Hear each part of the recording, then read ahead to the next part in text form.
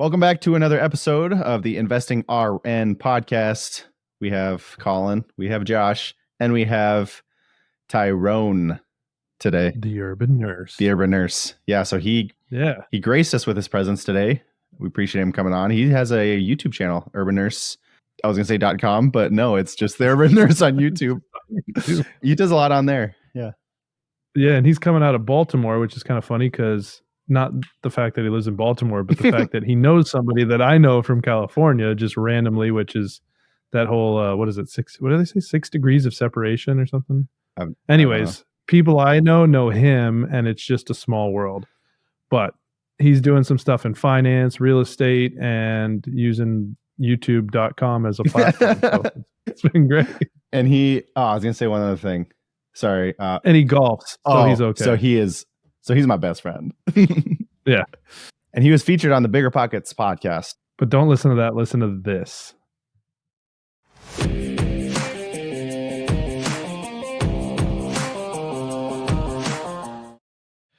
All right. Hello and welcome to the Investing RN podcast. Today we're joined by Tyrin Tyson, a nurse turned financial advisor and real estate investor coming out of the Baltimore area. Welcome to the show today. Well, thank you guys for having me on. I'm super excited to be here, and I'm ready to get this going. Yeah. You know, this being the Investing RN, why don't you kind of talk to us about how you got into nursing and your journey through nursing and maybe kind of where you're at today with that? So pretty much to kind of start from the beginning, I became a nurse in 2018, so I'm about to hit my 6-year mark. I got into nursing because my grandmother was a nurse.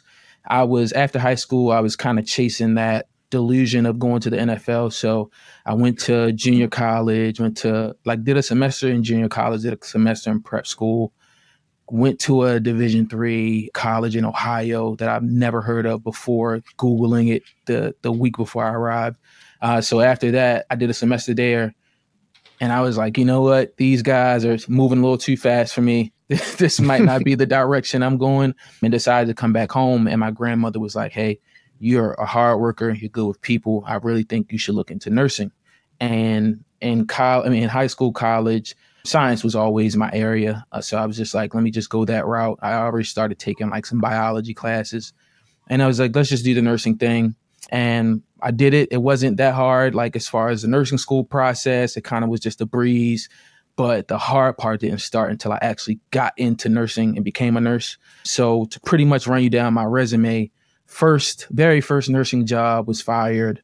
The second day into orientation, there was some timing issues. I think I was still on daylight savings times. They weren't. But I was about 15 minutes late, 2 days back to back. I was so excited to be a nurse and to be in it that I didn't have any professionalism. And that was really like I don't say this much, but that was the first class I ever failed in college in nursing school was professionalism, because I didn't take it serious. I was just a young kid. But after getting fired the first time, I was like, okay, went back at it again. And then I want to say after a year, being a nurse for a year, I got fired from my second job, which was kind of completely unrelated, but I saw the direction that the unit was going in. And I'm one of those nurses who I'm not really socializing with everyone. I'm not really involving myself in the politics. So when the unit is going this way, I kind of went that way. And they were just like, we need to part ways. So after that, that's when COVID started. I started traveling and really started to make some money with COVID. And it was like life-changing money that I've never seen before then. And I really looked at this as an opportunity, like, hey, nursing hasn't been good to you. Like I always call myself a great nurse. Being like nursing, I'm just not good at. Everything else that comes outside of the clinical aspect and the patient care one-to-one, I just really choose to stay away from. So I was like, this is really an opportunity for me to find my way out and to do something with this money. And what I did was I did a lot of research on real estate. I looked up a lot of Bigger Pockets podcasts, a lot of Bigger Pockets books, YouTube videos, everything. I just kind of went down the rabbit hole and built up this immense amount of confidence with the money, the power from the money that I had. I built up this confidence to say, hey, I'm going to take the leap and invest in my first real estate property. But the kind of person I am, I dive into the water and I really don't know how deep it is. I just, cross my fingers and pray. And I bought 2 properties at the same time because I didn't know how long COVID was going to last. 60-hour contracts were like killing me. So I'm just like, let me just grab and go. And that started like the biggest downhill snowball of my life, as far as I entered into a storm that I was not prepared for. And I had to like really go through it in order to get through it and get to where I am now. Yeah, I think that's something that we all hear the highs and all the pros and all the good things about real estate investing. I don't think we all realize, like you said, how deep the water really is. Like there's a lot more to it than what you realize. And and I mean, once you get into it and once you learn it and stuff, it's powerful and it's something that it's life changing if you do it the right way. But at the same time, it's not as easy as everybody makes it seem. Right. And with social media so accessible and like everybody trying to sell you their investment strategy or what was successful for them, it's just so hard to figure out what's accurate information, what's correct, and like what to follow. And I really fell in that trap where I'm like, okay, I'll just listen to this guy who's got a course, an ebook, and just take that. Or I'll do a couple bigger pockets, webinars, and then I'll take that information and I'll actually apply it to the real world. But there's a difference between watching football on TV and actually being on the field, because you can feel the hits on the field. On the TV, it's just a type of thing. But I learned the hard way. Yeah. So talk to us a little bit more about your nursing. Like what type of stuff have you done inside nursing? And then what kind of led you into, I know before we started recording, you mentioned a little bit of burnout, and just kind of dive into that a little bit more. So the beginning of my nursing career, I wanted to be in the thick of it. I wanted the adrenaline rush. I started off in the ER. So I did that for a year and a half, and then started to transition between ER, critical care. And during COVID was kind of that perfect opportunity, because they would always float us up if they were like super short. But COVID was a perfect opportunity to like fully immerse myself into critical care. So during COVID, I was COVID ICU during the whole time. Came back home, did some PACU contracts. I did some, so I did ER, PACU, pre-op, did that as well. And now I'm on the vascular access team. So really just for a while, I was just kind of figuring my way around nursing and figuring out what was good for me. And I realized like the ER has a different culture of people. The ICU has a different culture of people. Pre-op and PACU has a different culture of people. And even like as you go down IMC, step down, because I've gotten floated everywhere. Just when you're a contract and an agency nurse, they really don't care what you do. They just looking for a warm body. And I've done everything. So it's like just trying to find my space. And once I joined the vascular access team, it was just kind of no turning back. Yeah, so I've heard of this vascular access team, and it sounds incredible. Oh yeah. Listen. I will tell you, the grass isn't always greener on the other side, but everywhere you go, it's got its ups and downs. Yeah. So throughout your experience in the hospital, have you? I know it sounds like the start was a little rocky. Did you feel like you found your place in one place versus another? Like now that you're doing the vascular access, is it kind of feeling a little better, or are you still kind of feeling that jaded, like kind of burnt out mentality? And what do you think is leading to that the most? I would say once I went from the ED, I built up on a lot of my task and my skill management and time management in that way. Got to the ICU and got a lot more knowledge as far as the medications I was using, the purposes I was using them for, and was able to take that to the pre-op and PACU and really understand that kind of quick turnaround after surgery and kind of get them stabilized. That was all cool and interesting to me, but I realized about myself, I like to work independently. So I like to come in, I kind of got my schedule for the day, especially if I got my 3 straight, got the same patient. It's going to flow very easily for me. But when it comes to working with other people and people not being able to really handle pressure or stress the way I do, it just kind of stresses me out. And I got to be in as stress-free environment as possible, already being in the ICU. So I was just like going into the vascular access route. That allowed me to work independently. I was still able to get that one-to-one patient care for about on the long end, 15 minutes if I'm really struggling. But everything else that I've done before then kind of built me up with the skills to walk in a situation. Sometimes I have to correct other nurses when I'm coming into place IV if I see things aren't really going as well. So I kind of see myself like the Peter Pan or the Black Panther throughout the units, coming in, sticking, and just making sure everything is in place and kind of trying to help the patients as extra as I can. I usually think about Peter Pan and Black Panther in the same category. Yeah, because as far as from the Peter Pan aspect, I'm robbing the nurses because I'm not a nurse's nurse. I'm a patient's nurse. Okay. So I'm really robbing the rich and stealing from the poor. So you got sometimes you got patients. I hear the doctor. I'm doing an IV. I hear the conversation as far as where's placement going to be afterwards.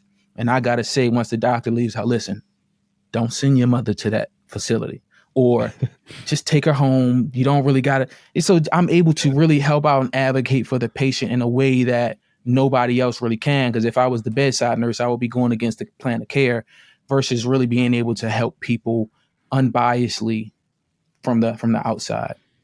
Yeah, I think healthcare in general right now is kind of, I don't want to spark a lot of, maybe I will spark a lot of debate, whatever, who cares? But I think healthcare is not going in a trajectory that I think those of us who are in healthcare enjoy or appreciate. And it's moving away from patient care and is becoming a lot more focused on dollars and on big companies that have a lot more money at stake.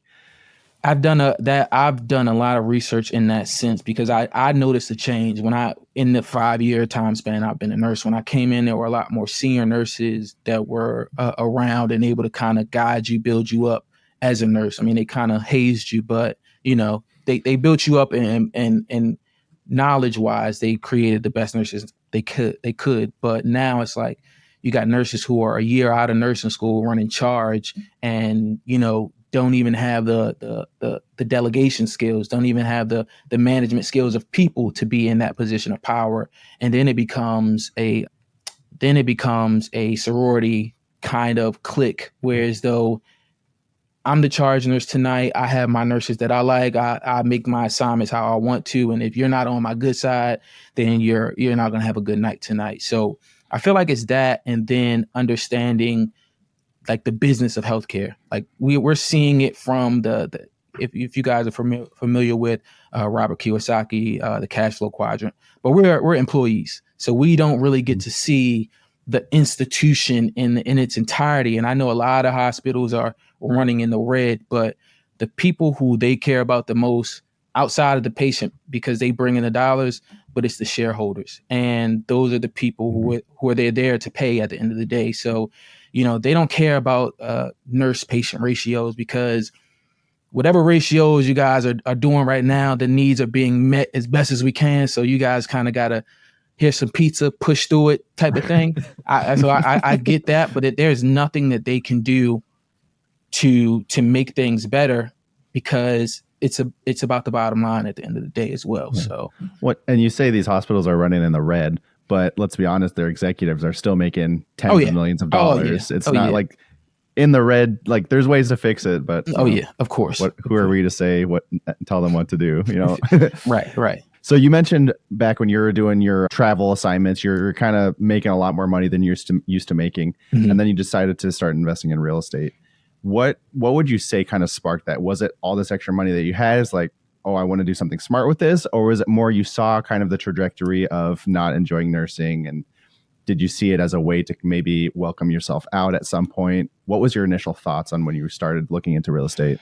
So before getting into real estate, before I take you down there, I've always had this hustle mentality. I've always had the entrepreneurial mindset, even as a kid. Like I'm walking door to door, raking leaves and shoveling snow. I thought getting into nursing, I thought six figures, $100,000 was money before I made it. And within my first year, I cleared like 90K just from working overtime. But I saw already like it takes a lot to make this. Then COVID happened and we were working 48 to 60 hours. I was on the 60-hour end. And I knew what the clinical ladder was salary-wise in nursing, and I always shot for that top CRNA position. But it was only because of the money. I really didn't have the desire or the motivation to go through the schooling and what's necessary to get there. But I was always looking at that dollar sign.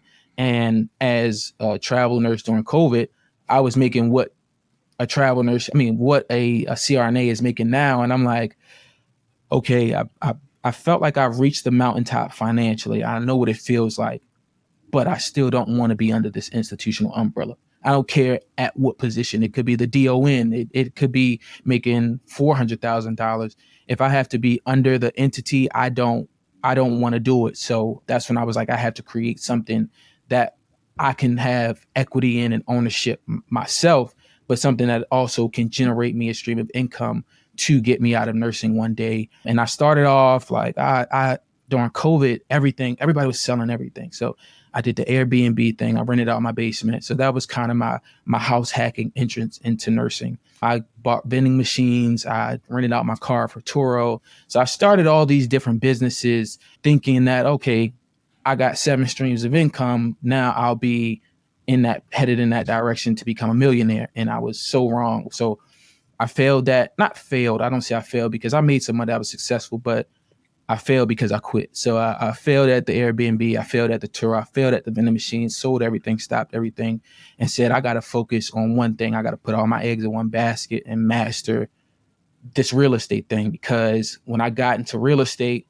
as I'm hosting these other businesses, I'm kind of just kicking back with my feet up and my time is going, my clock is going. So it was really when it came down to crunch time where I was like, oh, real estate is going to require everything out of me, not only physically, but mentally and financially. And I was just like, in order to get to the place that I want to go, which at that time I'm thinking 100 doors, which I do not want.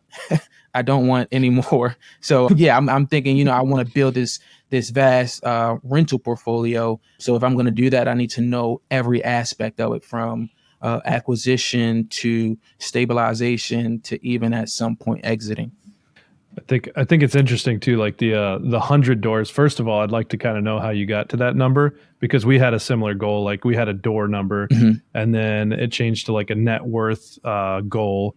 And then why not 100 doors? I'm guessing you're saying you don't want that many, or you want way more than that. So I don't want 100 doors now because I have 4 doors right now, and only 50% of them are occupied. And of the 50% are occupied, they are driving me crazy. When I say driving me crazy, man, I mean, it really, like, it has replaced the nursing stress, but it's just spaced out, few and far between. But I don't want 100 doors from the aspect of owning large rental property portfolios myself. So I really want to get into some point where I'll either get into the syndication or doing joint venture projects where I can be really kind of hands off and more on the limited partnership side of it. But yeah, 100 doors, I got to that number because I'm listening to Bigger Pockets. I'm listening to the guys that are popping up on my Instagram feed that are saying that they've got these 100 doors. They're generating 30K in net positive cash flow. And I'm just listening to these numbers and I'm figuring out, okay, if I'm generating this much money per door, this will be able to build me this much amount of money annually where I won't have to be a nurse anymore. So 100 doors was like that big, never have to be a nurse again number, but realizing what it takes to get to that point and then what it takes to manage that point, because I actively manage my properties right now. It's just like, I really got to figure out a more strategic hands-off route, which I really feel like is the real estate development route that I've been studying a lot early on and have some investments in. So I guess devil's advocate here, but like, why not just hire third-party property management? So property management, one, it cuts into my budget. Even when planning for it, it still cuts into the cash flow just based on the deals that I have now. I have thought about moving forward when I run my numbers, factoring in appropriately property management. But the property managers are still going to call you saying that, hey, I've got this problem with the tenant, or like right now I have a tenant, Section 8 tenant, who's the rent is 100% getting paid, but she's $700 behind on her water bill, and she's getting a $50 citation, it seems like, every week. So having to stay on that, and then knowing that at some point, if she decides to revoucher or we renew the lease, which I'm not going to, but she goes somewhere else, I still have the responsibility of that property's water bill, and then also the turnover that comes around behind that. I just know that me being the primary financier of my real estate investments, having someone else manage it and kind of not knowing what the day in and day out of it is hard for me right now. But that's why I want to move to a point where I could just take an equity position ownership of something larger versus having these individual cash flowing properties. I think that's a very natural progression that we all start with doing like a single family or two ourselves, and then we realize how much work it really is, and then you either get a bigger team, start doing bigger properties, or just figure out better systems, whatever works better for you. And for a lot of people, it ends up being just doing bigger properties with bigger teams. Yeah, and I've seen that, like Brandon Turner. I feel like when 6 years ago, when I started following Bigger Pockets, he was doing amazing when he was, but now his portfolio is like huge, and he's got I think he has a fund actually that he does, or maybe it might be a development firm, something. But it's like seeing that progression, understanding like the same amount of work that I'm doing on this single family property are the same numbers for 100-unit mixed use apartment complex. It's just the other factors that you have to learn that factor around that. But then there are professionals to do that as well at the end of the day. So I feel like you start off small, rookie investor, just like you start off as a new grad nurse, and you kind of want to do everything, or you want to be hands-on with everything. But as you grow, as you progress on and you mature, you want to become a CRNA and just chill in the OR with, maybe a little Tetris here and there, check the vitals, see if everything was okay, and then just be chilling, So I feel like that's just the natural progression in life. Human beings are always trying to find the way of comfort, I feel. So you're spot on. It ends up being a lot of Tetris and a little vitals, not so much a little Tetris and a lot of vitals. But it's funny that you say that. Listen, I know those ORs can get long. So yeah, and they're cold, so you're freezing in there while you're playing Tetris. Oh yeah, that's not fun. That's not fun. And the dexterity of the finger and the tap, it might mess you up a little bit too. Yeah, Flappy Bird. You can't hit it at the right time when you're cold. Exactly. But so you mentioned some of your tenants are using Section 8. I don't think that's come up on this podcast yet. So you mind talking about that a little bit? Yeah. So Section 8 is just a government assistance program. There are multiple different versions of it, but Section 8 is the most popular. So pretty much, let's just say in the Baltimore area, a individual would have to get a Section 8 voucher based on whatever their income is. And a lot of the times it's people below the poverty line who really can't afford to pay rent as well as bills and cost of living.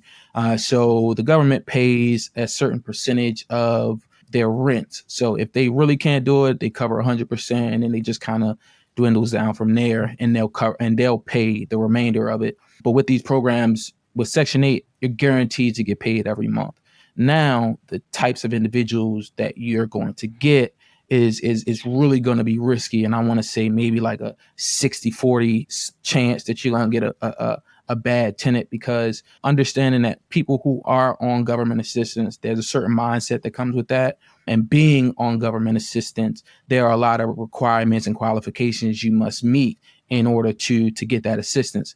And, there are a lot generations of people raised under Section 8, and there's never really that mindset switch or that mentality to want more for yourself. So it just kind of creates a generational curse of people staying in poverty and having a poverty mindset, which then goes into how they take care of the property, how they take care of the home, the conditions they're willing to live in, and the places they're willing to live in. I know that because I did Section 8 rental, I didn't have to do much repairs in the house, like fixing it up and making it like grade A.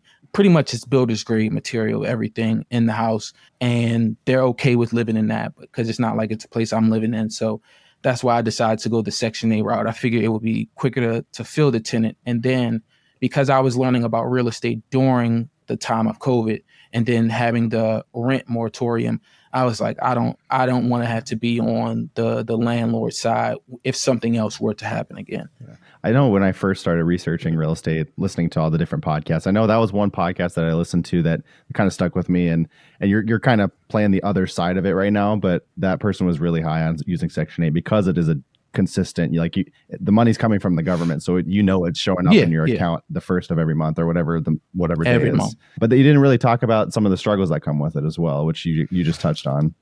Yeah, like I have a 4-bedroom, 2-bathroom that has 7 people in it right now, and is only one adult, the rest are children. So it's like me going through doing my inspections. The house is like wall to wall, just kind of filled with stuff, items, and I don't know where they came from before, but the house it's like moving a detached home into a townhome and cluttering everything in there. So that's it was shocking to see, like, oh, people actually live this way when I watch horrors and things of that nature. But like I said, the check clears every month.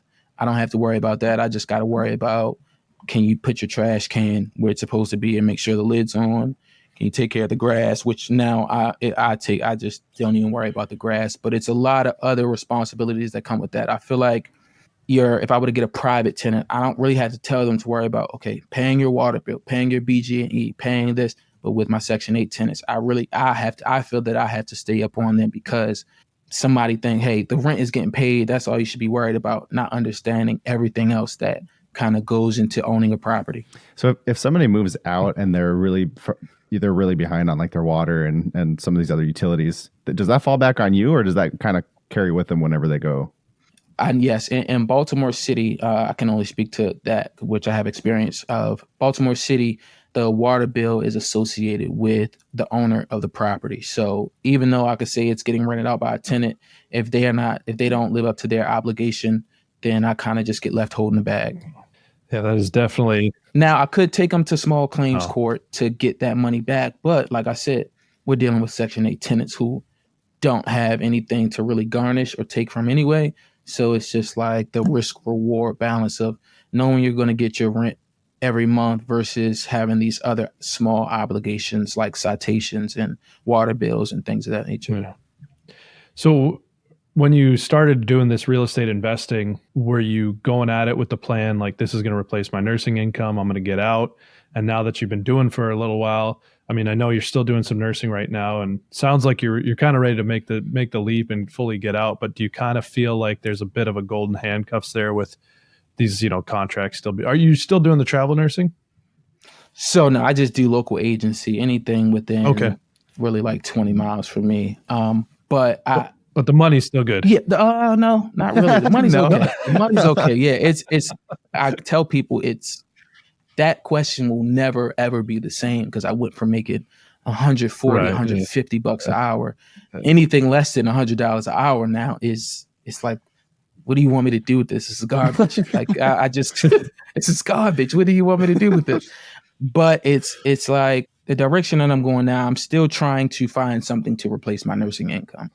I know that real estate wise being the only funding source right now. And then because I bought 2 properties at once, my timeline got extended from 3 to 6 months to 2 years. And I ended up being like $40K over budget for both properties when it came to closing and getting everything solidified when I was refinancing. So I put a lot into these 2 properties, and realizing how much it's going to take to get me capital wise. Because I'm one of those guys, I don't like to over leverage, because I over leveraged in this situation. So I'm really risk averse when it comes to leveraging and using debt to generate income. I was like, I really want to be liquid and have capital available to then invest if I come across a deal or something where the numbers work out. But I was like, I really don't want to use leverage to build up that portfolio. I'd rather just take my time, which is why I pivoted and really am giving everything into my financial planning firm. And whatever I generate from there will then get reinvested back into my real estate portfolio, and kind of creating that cash flow between financial planning and my rental portfolio. But nursing, I do feel there are golden handcuffs there because of just the comfort and the reliability that comes with knowing, like, okay, if I take this contract, sometimes, because your contracts could get canceled, but the golden handcuffs that come with nursing, like knowing that I'll always have a job, I'll always be able to make a certain amount if need be, and really like I'm having a hard time switching from nurse to entrepreneur mentally, because just thinking long term, like, okay, I got to keep coming up with these ideas. I got to keep staying creative and keep staying educated on top of things so that I can continue to keep up with just time and things that are going on if I'm a business owner. And knowing that I could sit back and chill as a nurse, I might not get the life that I want, but I have that reliability and that comfort zone there. I really don't know when I will be able to walk away from nursing unless I'm, generating 500,000 a year for my business, which at some point I know I will get to. I don't know when that will be. And I like to think in decades. So if it's going to take 10 years to get there, it's like, I know I'm going to be in nursing for the next 10 years because I can't not be making any money. And I'm not one of those people who are going to be a starving artist chasing their dreams. I would rather kill myself working 2 jobs and then funding my dreams versus just going all 100% with $1 in a dream. I can't function that way. So you're working as a nurse, full time, relative close to full time. Full time. Yeah. We 40 hours minimum. So you're working as a nurse full time. You're building a business as a financial planner. You're managing your own rentals, 4 rentals, and it sounds like there's a lot of headaches there. Is that it? Like, it doesn't sound like you're doing a whole lot. Like, what do you do with all your free time?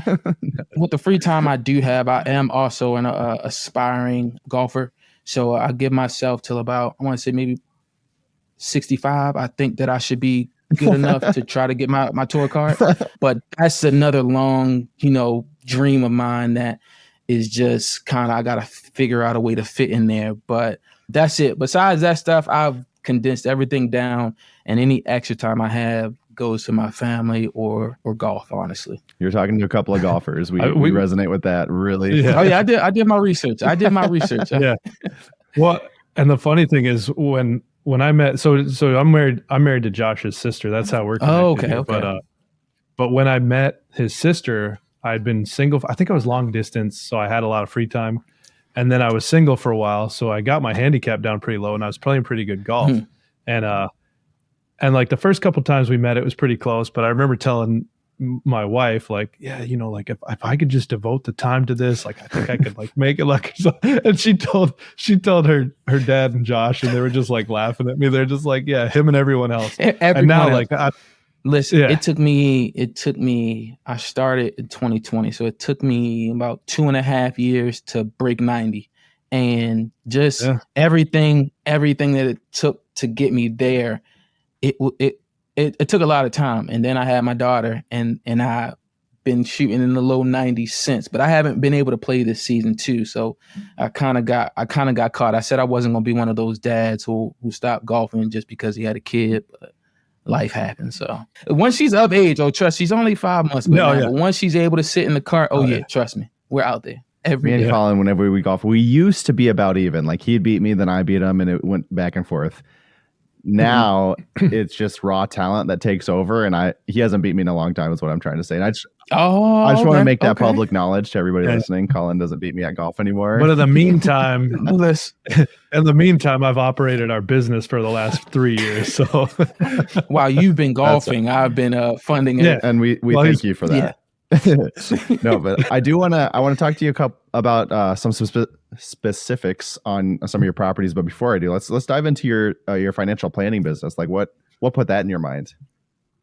So, man, my journey as a rookie real estate investor was so rough and so hard that I realized this wasn't going to be the cash cow. Like there had to be something else that I could actively work to fund this. But I realized like everything that I had to go through from acquiring it, I got into this sudden wealth syndrome where as though I had money and I didn't know what to do with it or didn't know how to appropriately use it and manage it.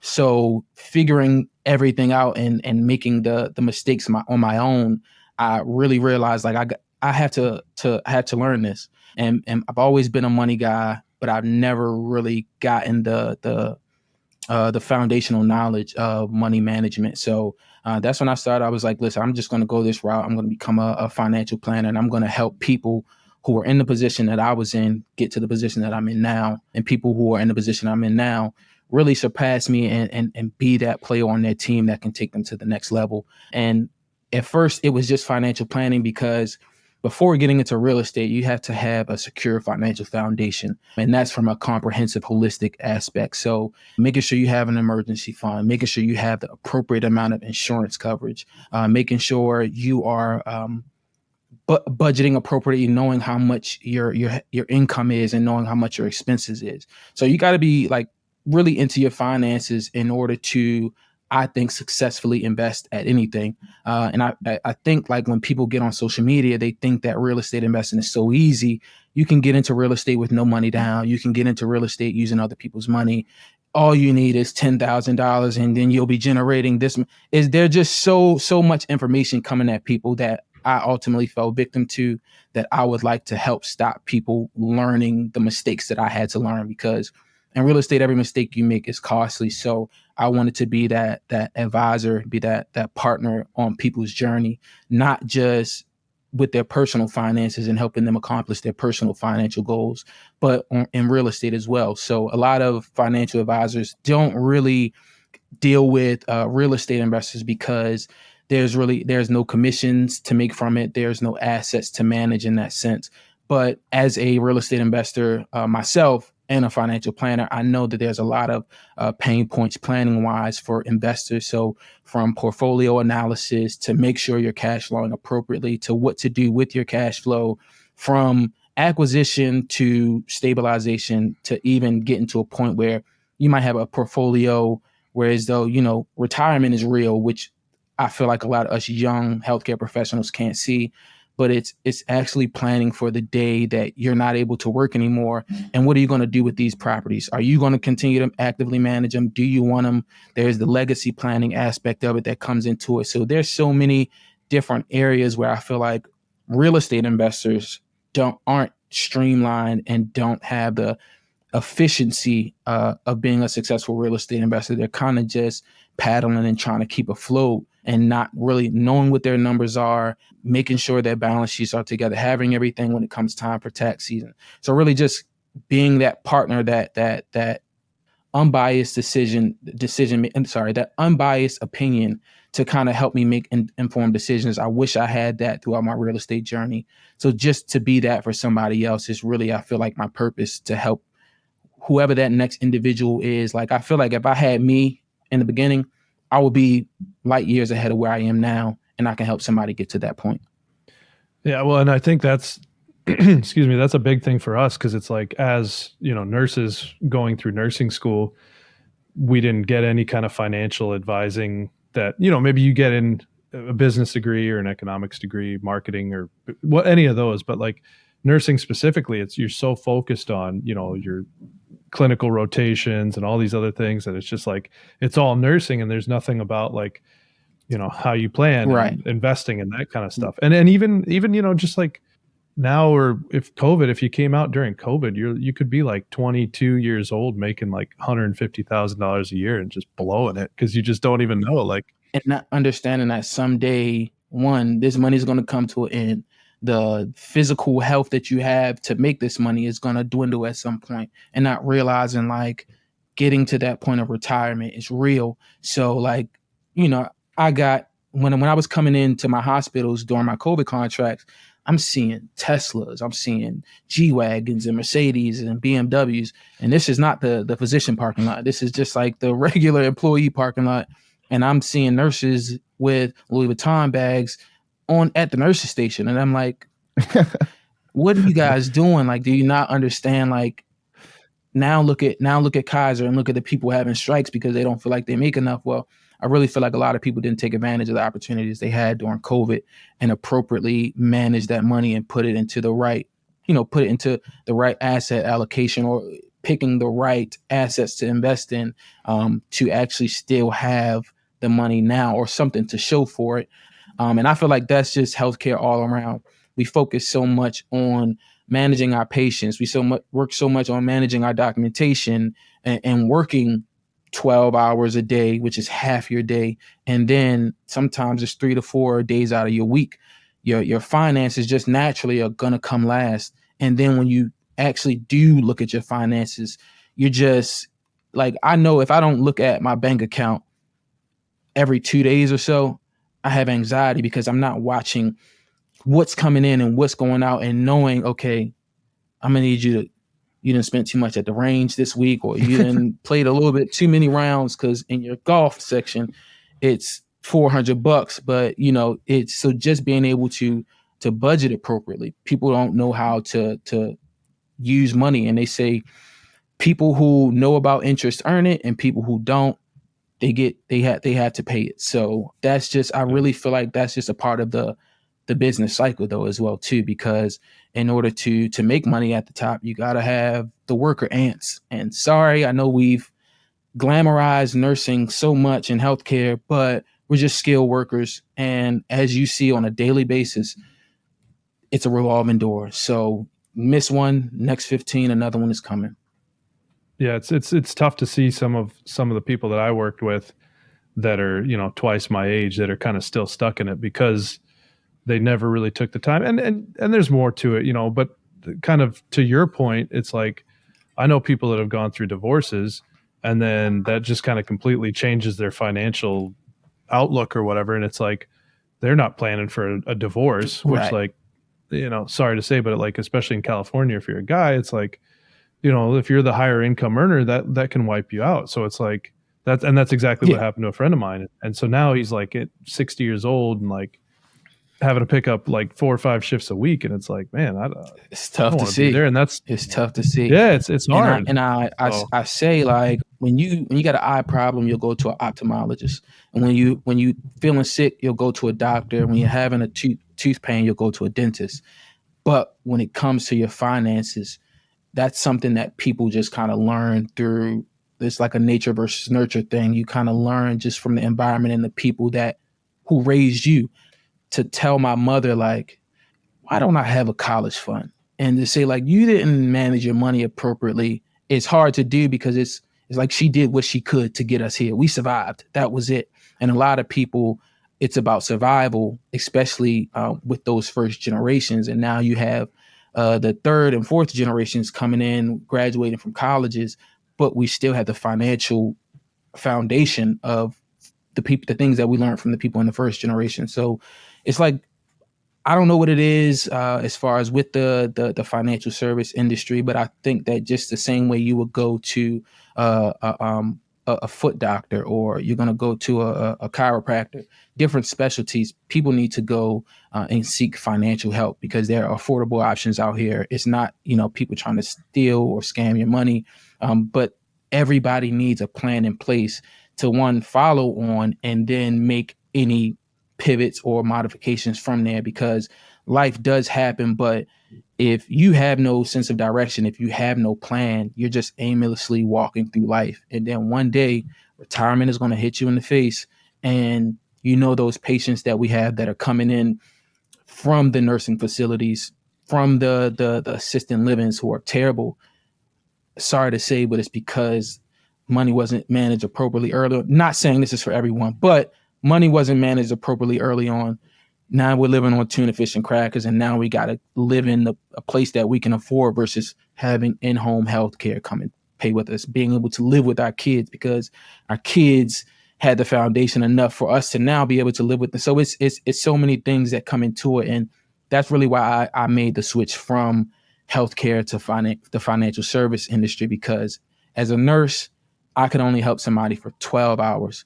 And really, once they leave out of the hospital, they're going to do whatever they want to do. But being able to educate people and show people how to appropriately manage their money, being able to help people do that and plan for their kids' college, be able to plan for their first home purchase and do those things, I can help generations of people, and I can help families, change the lives and trajectories of people through the money that they earn and they spend.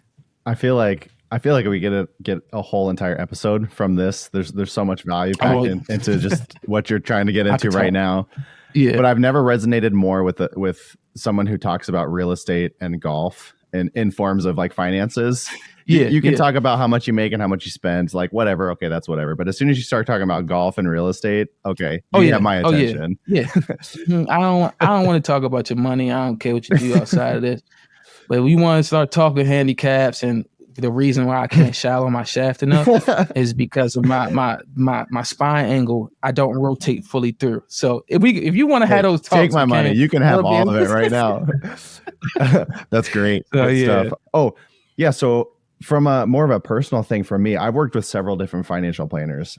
The first one I worked with, he was like, okay, yeah, we're going to put half your money in stocks, half your money in bonds. Don't ever look at it, 20 years from now, look at it and you'll have a lot of money. And I'm like, okay. So I don't think I even looked at it for 2 or 3 years. And I'm like chipping away, like whatever, 4% match, like all that. And then I looked at it during COVID. Oh, and his fees are like, oh, I'm going to take 1% of everything you earn. And then I ended up looking at it a couple of years later and it's like, I didn't make any money this month and you took $500 out still. Like, I think that's something that a lot of people just assume that financial planners are, making me a ton of money and only taking their fees when you have a good month. So like, right. What's kind of your selling point to work with people rather than just like, 50% stocks, 50% bonds? Anybody can do that. It doesn't take a rocket scientist to be able to do that. So kind of what do you usually pitch to people to try to get them to work with you? So with me, I really don't try to pitch because I'm not the person I was never the person to sell you on me. You're either gonna like me or you're not, but I will educate you in knowing there are different types of financial advisors. So financial advisor is the big word. You have financial planner that falls under it. Then you have broker dealers that fall under it, but they're paid in different ways. So like your advisor was paid on an assets under management basis, which industry wide is 1%. But me, I'm a financial planner. I'm a fee only financial planner and I work on a subscription basis. So with him, you didn't really know what the fees, one, that you're getting charged to purchase the stock, but then the fees that he's charging you to manage. With me, my fees are known upfront what they're going to be for the year because my subscription is a annual retainer, which can be paid out monthly or quarterly. And whatever your growth is market wise, because I don't go 100% into the market. I do manage assets and I can manage market portfolios, but I work specifically with healthcare professionals who invest in real estate. And my aim is real estate. So the way I like to do it is making sure the foundational level, the personal finances are together, and then building on top of that with the real estate, and then letting the real estate cash flow waterfall into your market portfolio for that diversification. But a lot of financial advisors, they treat before they even diagnose. So they're like, okay, you take this money, we're going to put it into here, we're going to do this type of asset allocation, not really understanding what your goals are. And as a financial planner, he took your money, invested your money, and then you didn't hear from him until you might have reached out to him or until you're looking at your portfolio and wondering, having any questions. Well, as a financial planner, there's the initial financial planning process, which is that diagnosis and really understanding, getting all of your financial data and really getting a full picture of your financial health, and then taking you through that planning process. So making sure we're hitting goals quarterly every time we meet each other, making sure we get you the right insurance and link you with an insurance provider. That's another thing. They like to sell on the basis of commission products, so especially insurance products.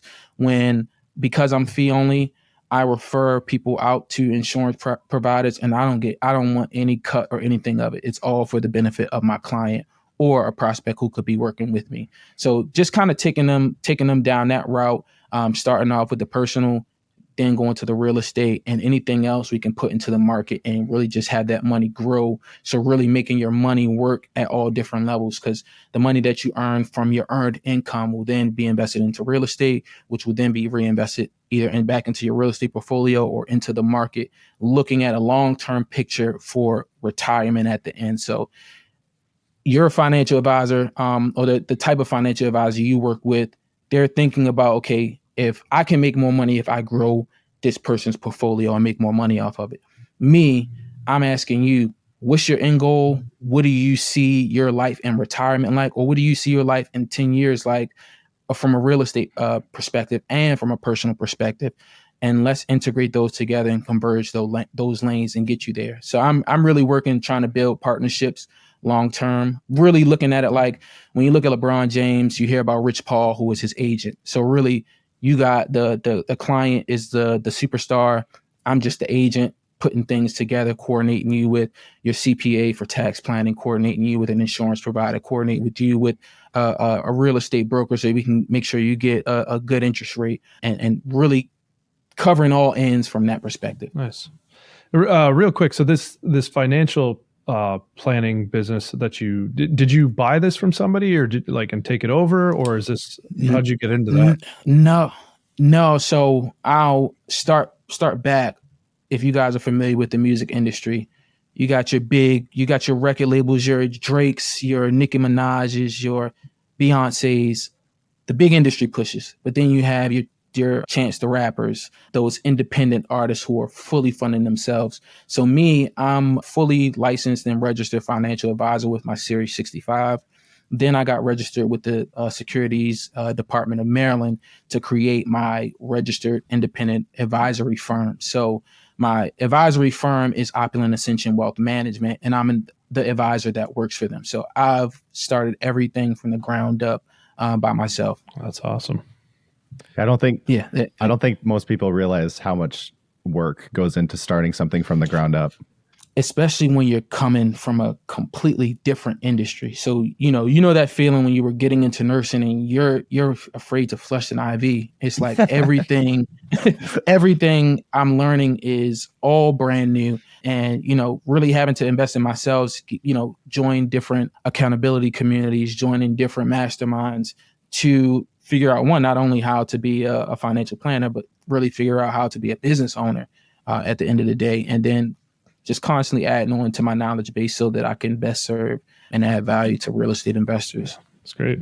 It's all glamorized. Like, it's all be an entrepreneur, build a business. It's just like a lot of what would it? It's hard. It would equate to like bed pans, like dressing changes and all that stuff in the ER. That's what the majority of building a business is. It's nothing glamorous. You're not like saving lives and all this stuff, the translation or whatever, but it's good stuff. And my favorite quote that I've had to learn, my favorite quote from a speaker named Inky Johnson is, you really got to be committed to the process without being emotionally attached to the results. And as a business owner starting a business, it's like, even from a content perspective, putting content out and only getting maybe like 5 likes or, only getting maybe 10 views. And it's like, it's so hard to see the future, but continuing to take no's and continuing to try and modify until something works. But they say it takes 10 years to be an overnight success. So I've got about 9 more to go.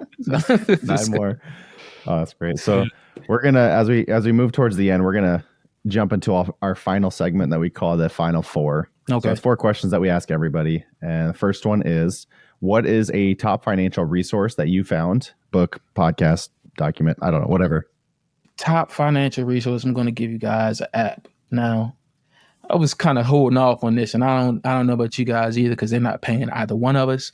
But it's called Monarch Money, which is a mobile app that I use to really track my income and my expenses. So I'm able to see what's coming in, how much I'm making, where and what types of spending it's going to, and it really helps me keep control and stay disciplined with my spending.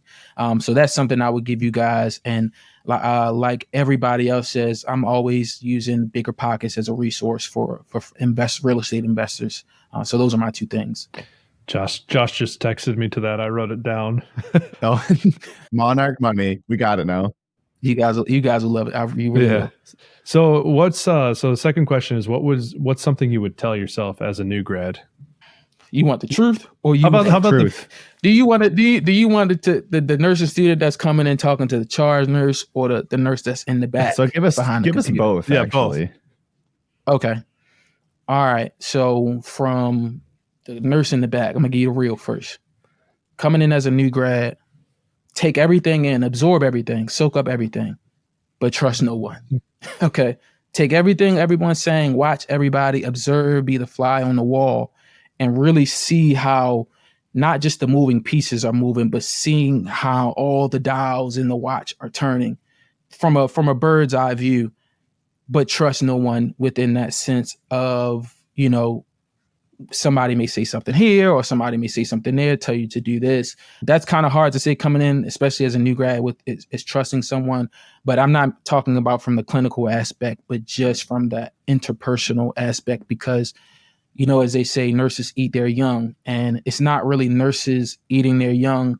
It's just people with more experience having the leverage over novice people in the same field. And there's always going to be that competition factor or trying to be the best. So that's what I would tell them from that perspective. But then from the charge nurse at the nurse's station, just trust your process, trust your journey. I know I was trying to map everything out. Okay, I'm going to do 2 years in 1 year in the ER, go to ICU, then try to go to CR, and just kind of plan and set the goals. But like I said, really commit to the process, become the best nurse you can from the bedpan, from the wound changes, from that bedside patient care aspect, and then build on top of that. And don't rely on, okay, I'm a certified ER nurse or I'm a certified ICU nurse, and building your foundation from there, because you can still be a terrible nurse with all the certifications in the world. So, all right. And now tell us the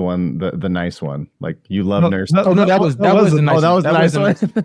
Yeah. Trust the process, become the best nurse at your foundation that you can, and don't rely on the accolades and the certifications and the position. Because when you get in the hospital, you realize there's a hierarchy, and you got people in the hierarchy. And I fell into that, like, okay, I'm a nurse, so I'm right here, and not stepping above, crossing that line as far as with physicians, but feeling at power with my technicians, to now being at the point where everybody's on an even playing field.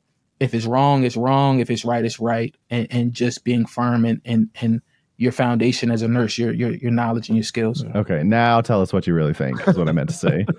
Now what I really think is, that was the first one. That was the first one I gave you. Don't trust nobody, but take a look back from a bird's eye view, because people in the hospital environment, you know, the first rule of nature is self-preservation.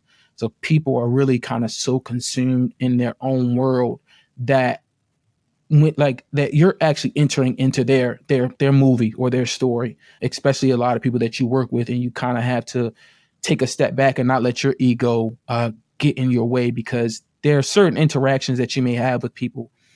And a lot of times early on, I was taking it personal. I'm like, who do you think he's talking to? You know, like, who is this guy? But then I'm realizing, like, oh, okay, he's been in the books for the last 10 years. He probably hasn't been able to get out and socialize with a lot of people. So he just does not have good personal skills. So don't take it personally from him. That's just him as a person.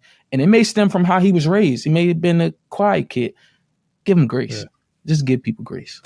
So question number 3, what's your big goal for the next 12 months? What's your BHAG, the big, hairy, audacious goal?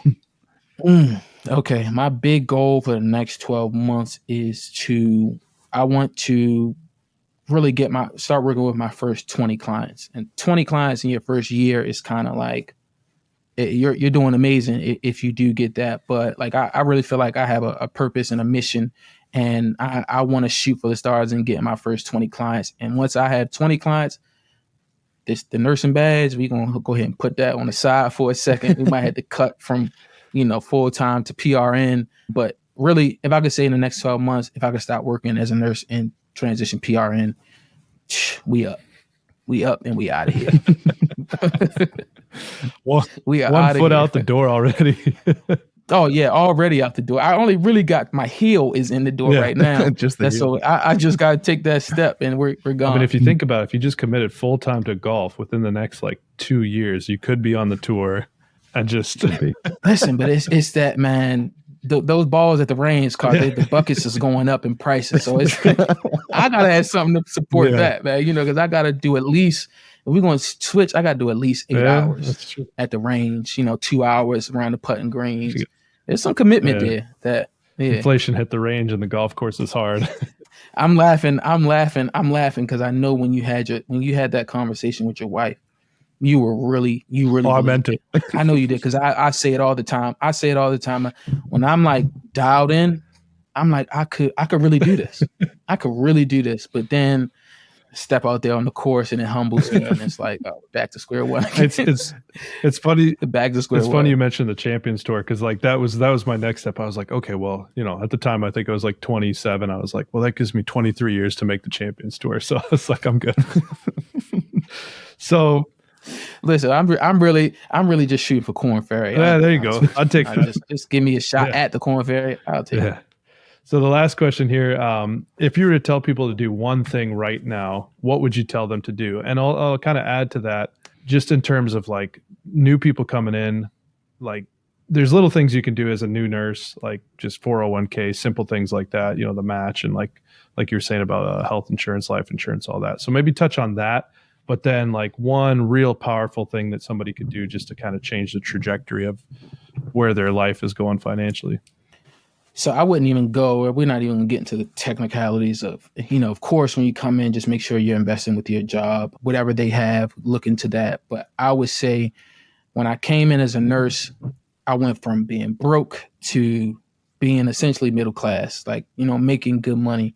And as soon as I got that touch of money, it's kind of like I lost it all. I started traveling. I started buying more expensive clothes and doing all these things. So don't get caught into that lifestyle creep that is so easily could happen to you coming in from being a nursing student and making next to nothing to now you're making $1,200 every 2 weeks, or now you're making good money and then you just start spending it away, and you'll just kind of dig yourself into a deeper hole and never really getting ahead. So make sure you kind of got the end goal in sight financially coming in. Let's just break it down into small goals for the year. Being able to save a certain amount of money. When I was a new grad, I was able to save $5,000, which kind of felt like $5 million at the time. But being able to really set that foundation, and if it wasn't for the financial decisions that I made as a new grad, I would have failed as a real estate investor 2-3 years ago, because I wouldn't have had the access to the capital that I've been saving my entire career. So I would definitely say come in and remain focused. Don't let lifestyle creep get you. All right. So in the fifth question of our final four, we were never really good at math, so we have 5 questions in our final 4. This is overtime. What's the biggest financial mistake that you've made, and what'd you learn from it? The biggest financial mistake I made was purchasing 2 real estate properties at the same time, thinking that I was going to do 2 full renovations in 6 months and have it fully renovated. So that was the biggest financial mistake that I made. And what I learned from it is really being patient when having the money, or when being ready for an opportunity. Always be patient. Don't rush and really just try to make the most of it. Just take your time, analyze the numbers, and make sure you're really at one or at peace with the decision that you're making or the investment that you're making, and willing to accept everything that comes along with it. So that's what I would definitely tell people. So this is this has been great. And Josh is in Green Bay and I'm in LA. So if you ever find yourself out here, we'll take you out for a round of golf. Listen, don't tempt me with a good time. All right? Don't tempt me with a good time. Even if you're I'm like, hey, I'm in the area, man. I was just saying, if you had could get around. Definitely mean it. Yeah, come on through. Last year, before we finish up, where can people find you? Just, Instagram, everything you're doing right now. You guys can find me on YouTube at The Urban Nurse. You guys can find me on Instagram at The Urban Nurse. And you guys can find me on LinkedIn at Tyrin Tyson. That's all the platforms I'm on. Do you have a website for your financial business? Oh, yeah. Also, for any financial planning services, you guys can find me at opulentascension.com. That's www.opulentascension.com, or you can check out my link trees and any links in my descriptions on my different platforms, and you'll be able to find access. And there will be show notes as well, so we'll get all that. We'll throw it in the notes. Oh yeah, show notes are very important because we're official. Oh yeah. Yeah. No, I appreciate you coming on here. Yeah, thank you. I thank you for reaching out, man.